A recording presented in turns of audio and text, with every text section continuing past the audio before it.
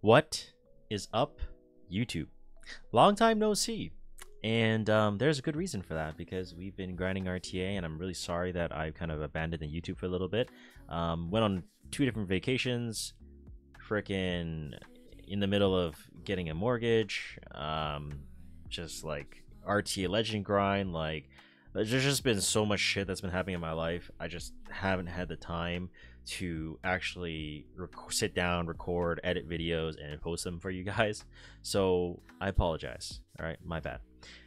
But in this video, as you can see in the title, this is going to be a Guild War defense meta video since a new Guild War season has just started. I know a lot of you guys are probably thinking of defenses that you kind of want to try and run and see, you know, what is going to really farm you guys some shields.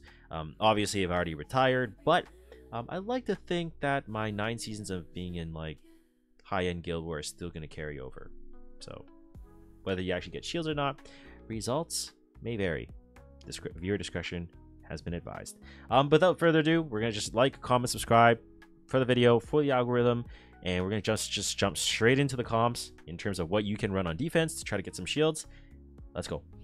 Alrighty, so for the first 2 defenses here, you can already kind of see the speeds that I have, but first team is going to be Sea Phantom Politis, and she's going to be at your top speed gear on Spatial Temporal Fan. Obviously, results are going to vary depending on if you have a plus 30 artifact or not, because if you're not plus 30, then you're not going to have a 100% chance on actually hiding your DPS.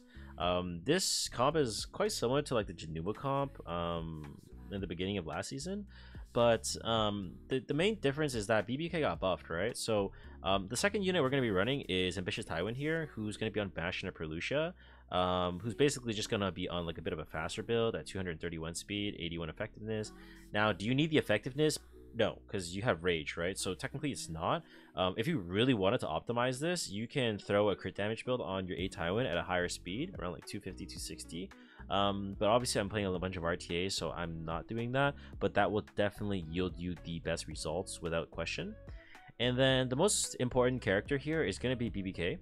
So obviously BBK recently got reworked, and she gets basically 2 immortality procs, right, when she receives lethal damage. So she starts off with immortality, you proc her to 0 HP, she gets another immortality. Now, because there's a lot of layers of RNG here, right? First of all, the Spatial Temporal Fan is going to hide the BBK, number 1.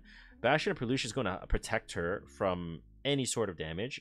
So not only is she getting stealth, barrier, and immunity, right, she also is going to be paired on Shepherd of the Hollow on this build, so she also has evasion, so, and immortality, right? So she has 4 buffs effectively in the opening turn, and she is really hard to proc, right? So you might miss on her when you're trying to land into her, and then A-Tai is always there as a threat into you to basically de-break and stun, and then BB can just wipe you, right?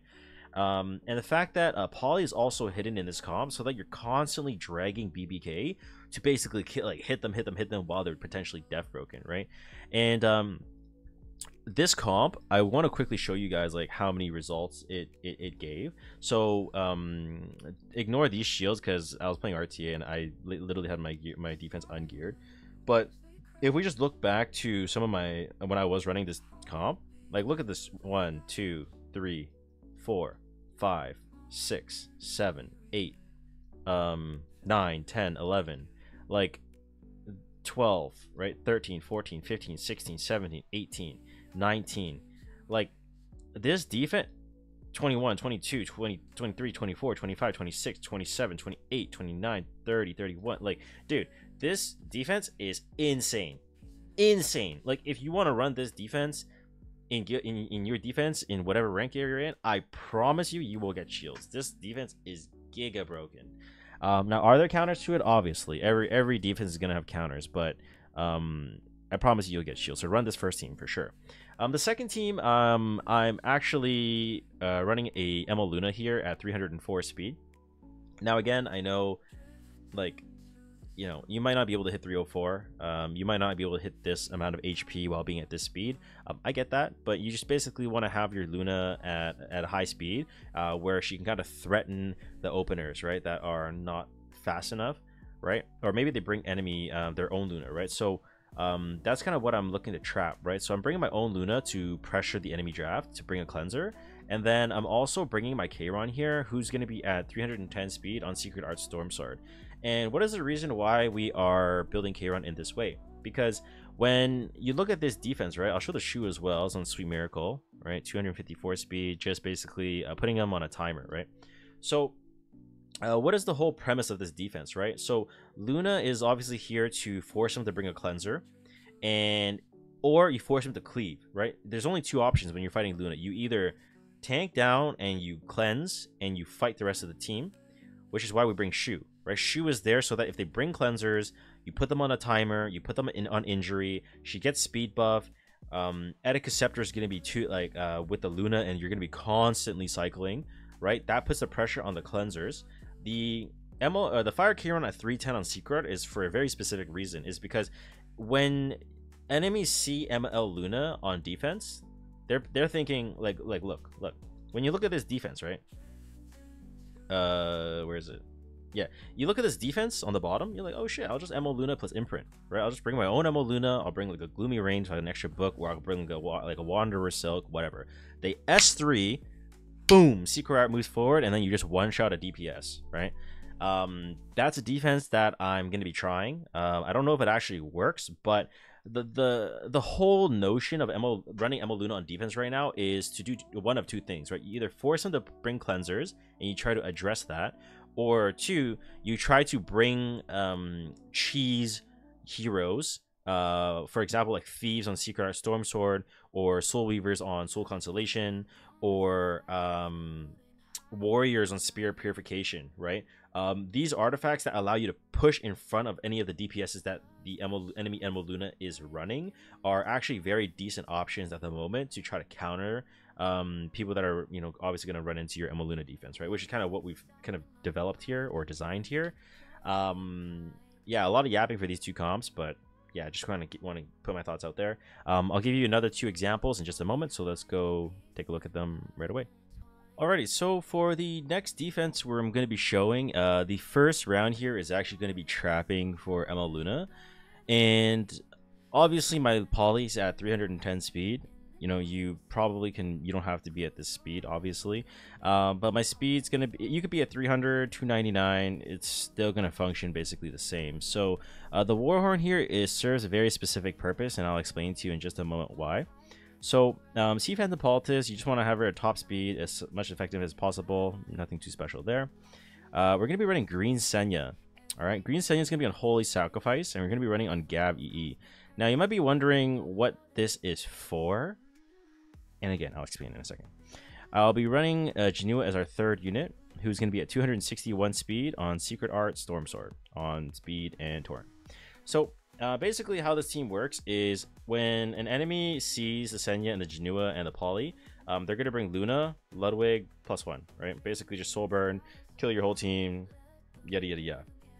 The great thing about running Jenua at a higher speed here is because you're at 261, you're going to be getting a 24% push, whereas the ML Ludwig is usually around like 250, 260 speed, right? They get a 20% push. You're going to go in front of them, and then you have a 1 out of 3 chance to basically just one-shot the Ludwig, right? So you have a 33% chance win con. It's pretty good already, right? Let's say you don't outspeed him. Let's say you're running 270 speed Ludwig. You know, they strip your poly, they outspeed you, whatever. That sucks, right? These two die, not a big deal, because guess what? Senya is going to come in, Holy Sacrifice. You're going to S3. Right, the ER is really specific, right? You have ER here because chances are the Luna is not really going to have that much effectiveness. Maybe they'll have like 20, 30, 40 maybe. The higher you can get in ER, maybe like 150 would be better, so that you could resist the D-break on the Senya, which is really realistically the lose con, because if you get sealed and you die, you come back with Holy Sac. If you just rip an S3 and then you just resist the death break and you just kill off the Ludwig and everything by countering into them, that's like best case scenario, right? A way to even bulletproof this comp even more is if you were to be on like a bulkier build on Lifesteal Senya with some good ER gear. It will work wonders, right? Because even let's say they bypass your Jenua win con and your Poly outspeed win con, you still have the Senya win con on Holy Sac, so that you can S3 and just kill them off with Lifesteal set, right? So it'll be really, really powerful in that regard. The round 2 here is shout out to Calvin. This is a bit of an older defense, but this is mainly to counter NMLuna defenses as well. Sorry, NMLuna offenses. So first unit we're going to be running is Belian. We're going to be at 3F and on speed and on HP. I'm rocking 265 speed, 28k HP, 64 effectiveness, right? The reason why we have it at this speed threshold is because when you look at this comp, like what does it look like to you, right? There's a Shoux, 3 HP scalers, solid DDR.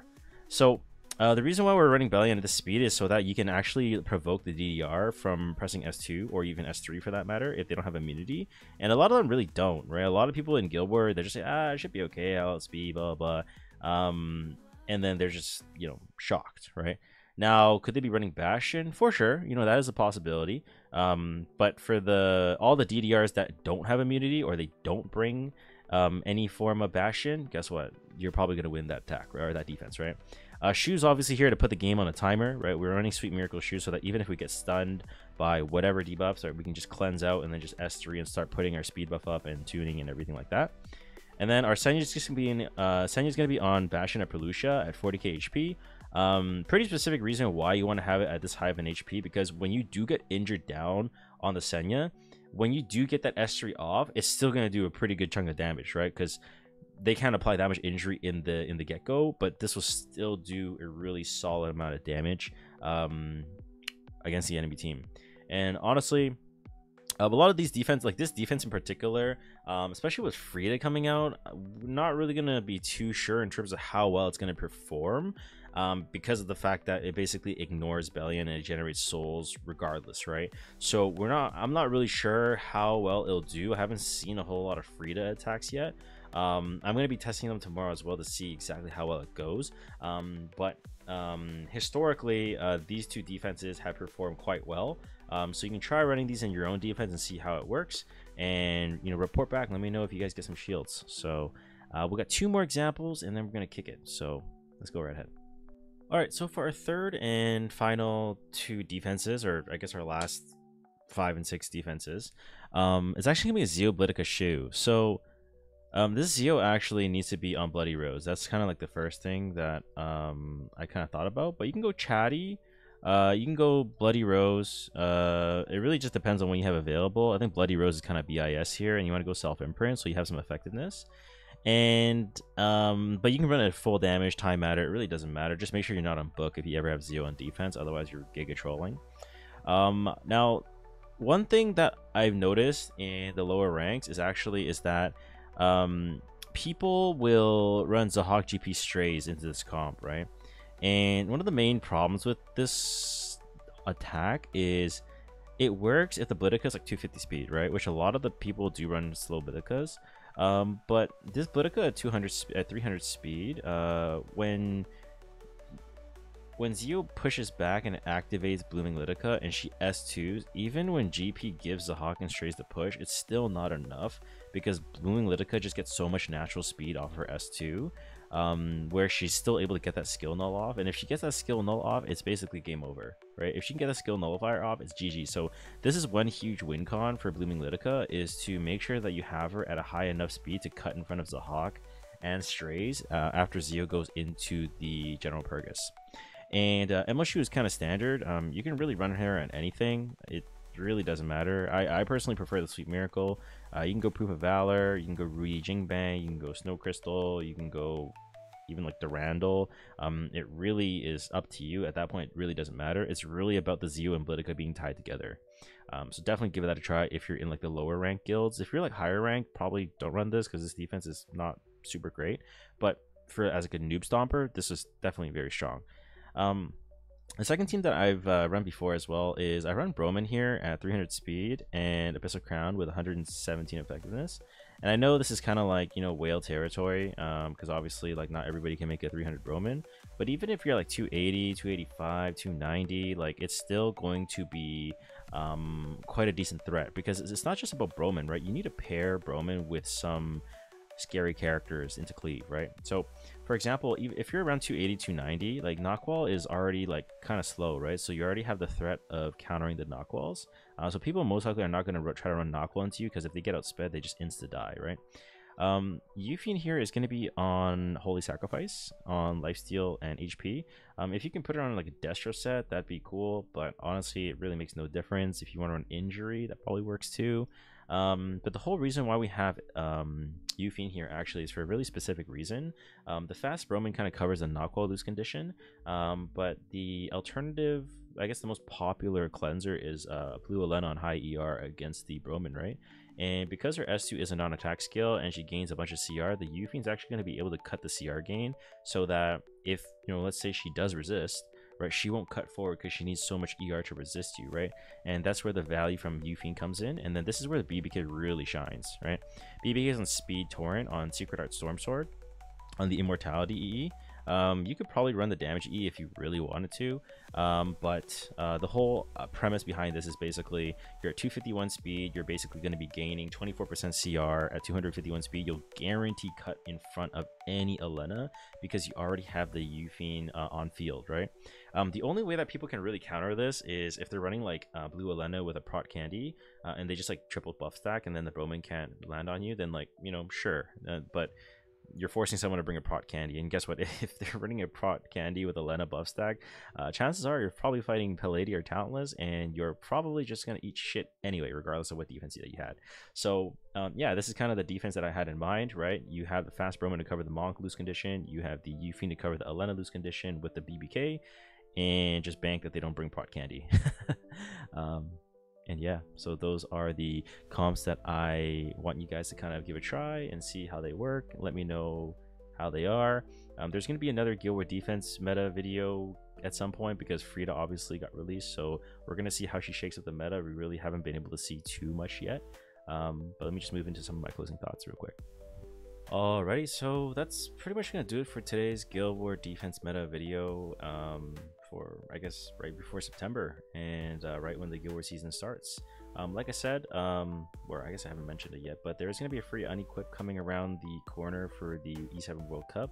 So, you know, try to take advantage of that. Maybe set up some trap defenses if you guys are looking to get some shields on defense and you're not really playing RT during the preseason. Great time to be farming mystics when you're trying to get back to that X5 bracket in Guild Wars.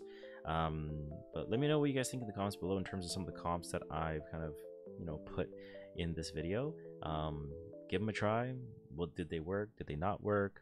Give me some feedback. I'm really happy to kind of you know, make a future update video after Frida gets released, as I mentioned in the previous clip. But as always, thank you so much for the support on the channel. The videos will be coming again regularly moving forward, and I'll see you guys on the next one. So until then, catch you later. Thanks for watching. Take care. Bye.